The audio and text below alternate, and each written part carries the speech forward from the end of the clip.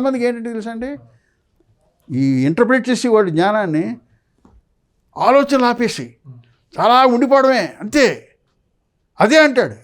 That is non sense. How it is possible? ఊపిరి జరగడం ఆపగలరా? ఆలోచనలు రాగడం ఆపగలరా? నో.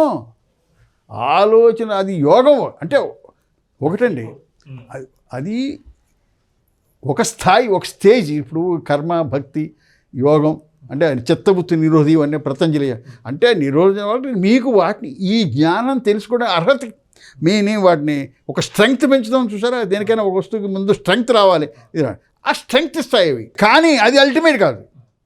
నువ్వు ఇక్కడికి రావాల్సిందే. జ్ఞానం కైవల్యం జ్ఞానం వల్లనే అని వాడు మరి పెద్దలు ఎవరో చెప్పారు, శంకరులు చెప్పారు, ఉపనిషత్తులు. కైవల్యం తప్ప నీకు జ్ఞానం వచ్చి తీరు రావాలి. రావాలంటే ఏమిటి? ఆలోచన ఆపేయడమా? లేదు. ఆలోచన ఏమిటి? ఇది దాని స్వరూపం ఏమిటి? దాన్ని తెలుసుకున్న తర్వాత ఇంకేం లేదు.